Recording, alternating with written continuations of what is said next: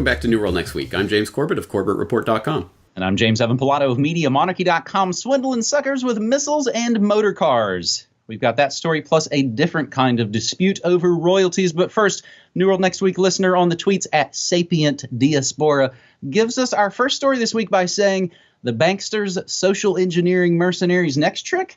Arbitrary mental illness labeling coming to any inconvenient social media post by you with complimentary kidnapping and indefinite confinement with no habeas corpus. What are they talking about?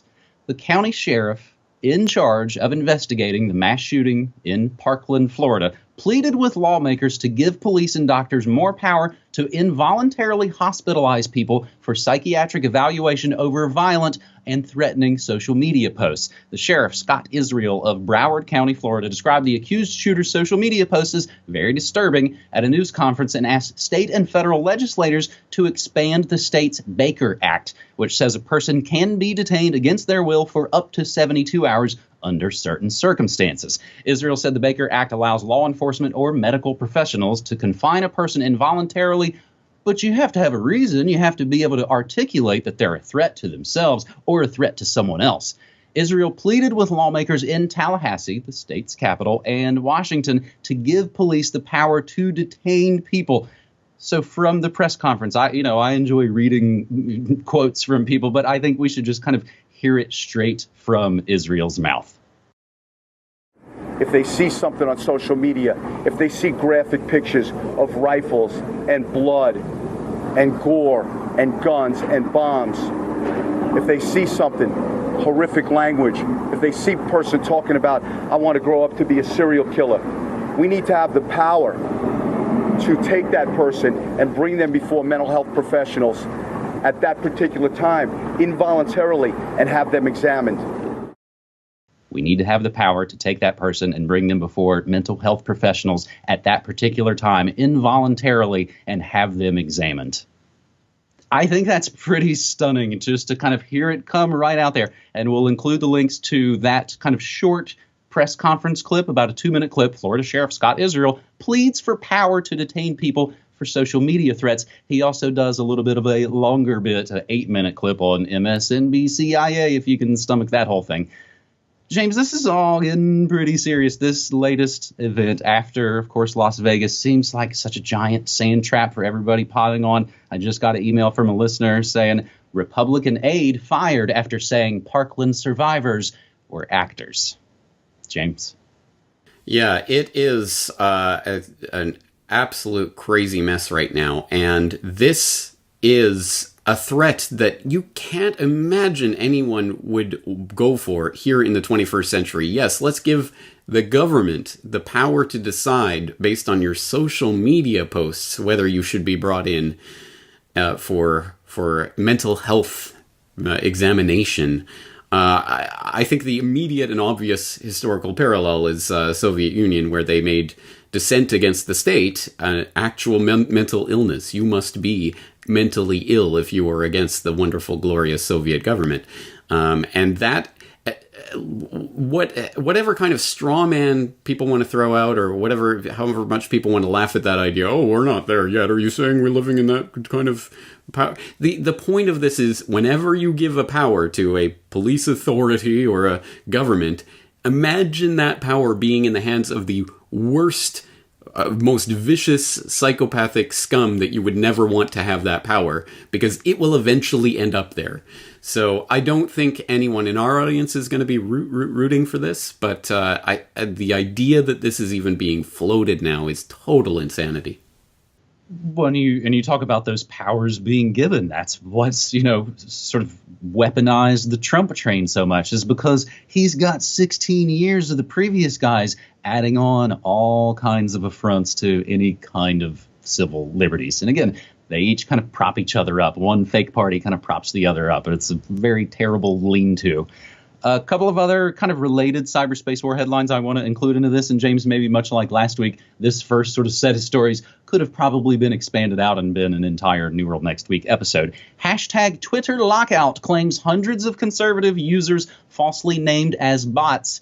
And a really good bad one from New World Next Week listener David Day. Bad news. The game, researchers hope, will vaccinate public against fake news. Cambridge researchers have built an online game simply titled Bad News, in which players compete to become a disinformation and fake news tycoon. By shedding light on the shady practices, they hope the game will vaccinate, that's their words in the article, vaccinate the public and make them immune to the spread of truths.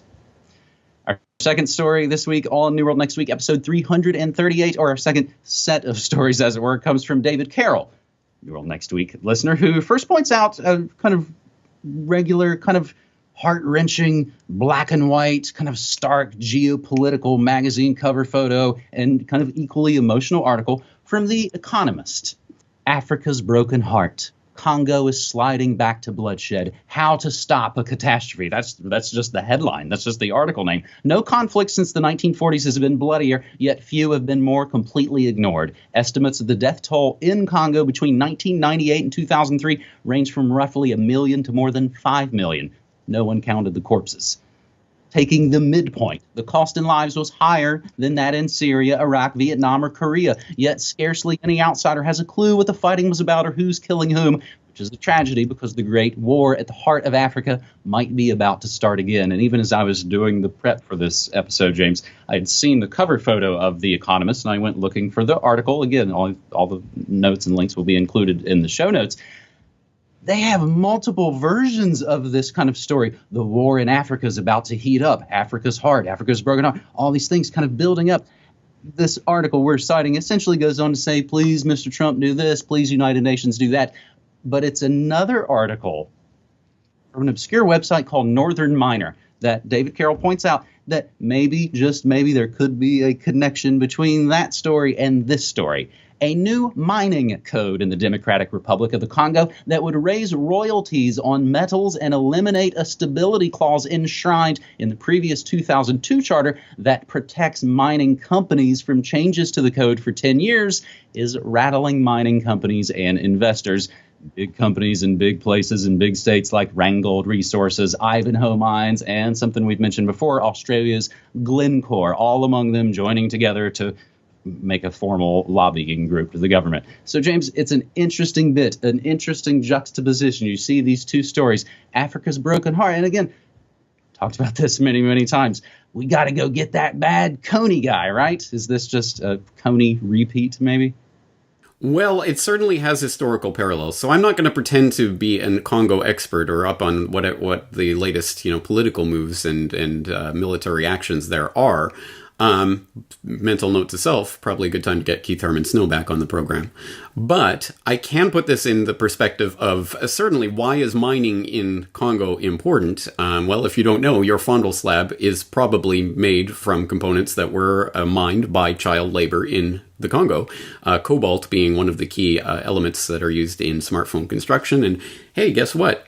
Absolutely, Congo is the world's largest cobalt producer, and as many as 40,000 children are working in the mines there. So that's where it comes from, and it is obviously an extremely important part of the supply chain for some of these ones that are further up the ladder than the Glencores and companies like that. So, ultimately this goes to the Apples and what have you.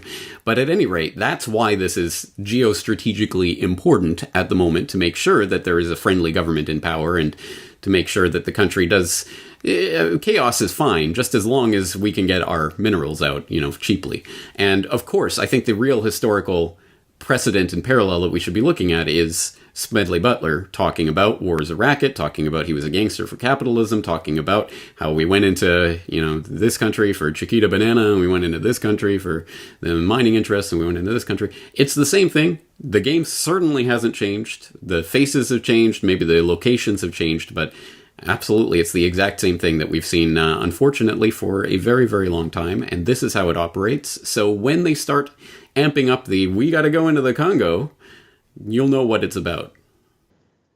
And you heard it here first on New World Next Week. So speaking of friendly governments in power, and again, because it's, those sort of systems that sort of work in tandem and prop each other up, and you're not really going to stop one without looking at the other and the other and the other. We've been talking a bit, James, in the recent sort of about the kind of automotive world order coming. And I see these stories kind of continuing to pile. So I want to put together a few different data points here on our last story.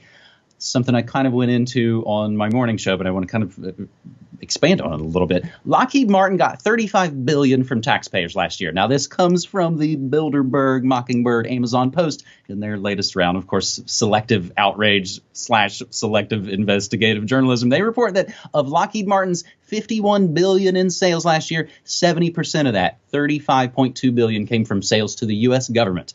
Lockheed's government sales are nearly what the Trump administration proposed for the State Department next year in its recently released spending plan, or $15 billion more than all of NASA, or about the gross domestic product of Bolivia. So an interesting bit to go along with this, and what this article kind of gets into, is the big F-35 kind of boondoggle, the jet from Lockheed, how Lockheed swindles taxpayers, a video from Robert Greenwald. And going through all this, that's when I remembered, we've talked about this before, they're making missiles and killer weapons that you can't really boycott because you don't choose to buy them in the first place. Money stolen from us by those evil minds that plot destruction and then given to the sorcerers of death's construction.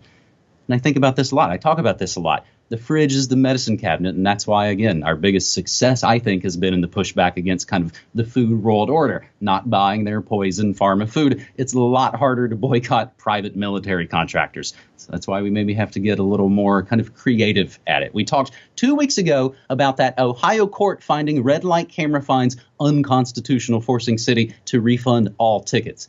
And here's what I'm kind of driving at here. Private military contractors like Lockheed Martin own the cameras and the contracts for red light cameras in a lot of states, and they've been caught time and time again kind of gaming the numbers. Gaming the numbers meaning lowering the amount of yellow light time, which results in not only more ticket revenue for the city and therefore for Lockheed, but it also results in increased traffic fatalities. An article from Media Monarchy 2 months shy of a decade ago, posted to Media Monarchy. 6 U.S. cities tamper with traffic cameras for profit. 6 U.S. cities have been found guilty of shortening the amber cycles below what is allowed by law on intersections equipped with cameras meant to catch red light runners. So here's one from July 2001, a couple of months before all the private military contractors would pretty much get a blank check. So we were heading up on 9/11.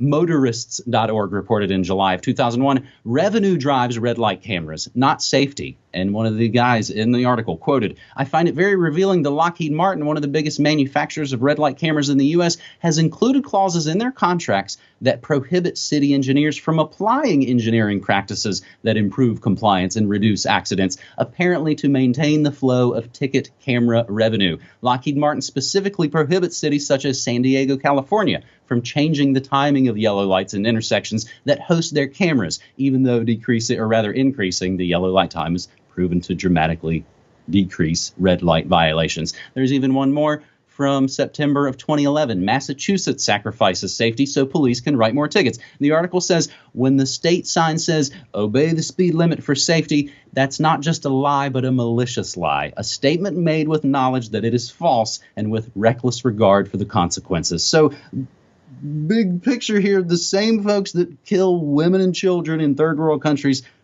kind of kill women and children here with the red light cameras. The only possible solution I can kind of think of is this: looking into the contracts, looking into who owns your city's contracts with the red light cameras. I would bet you maybe 1 or 2 milkshakes that in some of the towns, people will find that their city is already in a little bit of trouble, and they're starting to look at maybe some of the shady practices, sketchy technologies, and no-bid contracts. It kind of happened here in Portland, James, as it related just to the parking meters. So not a life or death situation, but again, another example of just massive graft all right in our backyards. Well, there is a way to boycott, or at least to affect the payments that go to these companies, James. An easy one. Please. Voting. You vote in the candidate that says they're going to wind up the American military empire. We're not going to waste money spending on these foreign interventions, and they're going to stop spending all the money on Lockheed and their brethren in the military-industrial complex, and it'll go away, right? You vote. You vote harder and harder and harder until it happens. Make America great again. Trump said he was going to stop wasting money in Syria and places like that, right? I mean, oh, well, okay, that didn't quite work out, so just go back to the voting box in a few years and you can try again. It'll be great. Yeah, no, you're exactly right. Obviously, there is no direct control, other than, of course, not paying taxes, which would be quite a statement. And maybe if that was made in large enough numbers, that statement would be heard. But at any rate, for people who don't know about, when they hear a phrase like military-industrial complex, we've heard it so many times, it's kind of meaningless at this point. You don't think about how that works. But the point is, these tens of billions of dollar contracts that these companies have are not just left up to chance. They aren't just kind of, maybe, I hope we'll have a candidate in there that'll get into office that'll maybe want to buy some of our stuff. They make it happen. They make policies happen to set up wars so that they can sell their goods, their bads, to the government. That is their business model. And it again, this isn't an airy-fairy connection. This is really well documented, especially and specifically in the Lockheed case. So I'm going to direct people to an excellent article from 2007 by Richard Cummins, Lockheed Stock and Two Smoking Barrels, which was published in Playboy. I only read it for the articles, but it's up on corpwatch.org. And he goes through how in the wake of a debacle over a plane that they were developing that didn't really work, they decided, hey, we're never going to do this again. We are going to we're going to make sure that we help to set the policy, the foreign policy of the United States, to maneuver it into wars so we can sell our goods to the government. And they have done so. And when you look at those connections, it's undeniable. That is the military-industrial complex, and that's how it functions. So it's really important not to just dismiss, it's just business as usual. Well, it shouldn't be. And absolutely anything we can do to derail it or to in any way put pennies on the track of that freight train that's barreling down towards the destruction of Yemen or Syria or whoever's next on the chopping block is something we have to be doing. This is life and death for people all over the world. Mm-hmm. So in keeping on that solutions-oriented track, we'll, in closing here, a little bit of solutions-oriented notes. My latest episode of Good News Next Week, New Life for Old Records. Bad Baltimore cops will have to pay back their victims themselves instead of using taxpayer money. Kansas libraries are giving thousands of records to the Great 78 Project, a story, of course, I really enjoy. Colorado wildlife are using crosswalks to save lives. And I will conclude all my own personal horn honking here by one more time mentioning my daily news show, The Morning Monarchy, where I want to note back on February 1st, almost 2 weeks before Corbett Report's recent Newsweek coverage, we reported Manhattan DA raids Newsweek headquarters, ties to alleged cult leader. What I mean to say is I like to think of Media Monarchy as sort of the long-running kind of data mining information operation that hopefully gives outlets like Corbett Report or Tragedy and Hope or anyone and everyone else out there the sort of maybe seemingly mundane tidbits that can then become the investigative trail as you start to see the data points start to connect. Or like maybe someone said in my chat room the other day, this is my hard sell, James, 2 of the reasons that Media Monarchy is better than NPR, better music, and lots of swears. Everything's at MediaMonarchy.com/support. James, I believe you do have a little bit of deprogramming notes here for us at the end. Well, that's right. Just because of the way schedules are working with various people moving to various places, including yourself, we are not going to be doing New World Next Week for the next few weeks, perhaps several weeks. It's going to be a while. There will be none released in March, I believe. So we'll probably not reconvene until April. So I hope you guys got your New World Next Week fix in this week, and hang in there. We'll be back in a few weeks. All right, buddy. Take care. Thanks.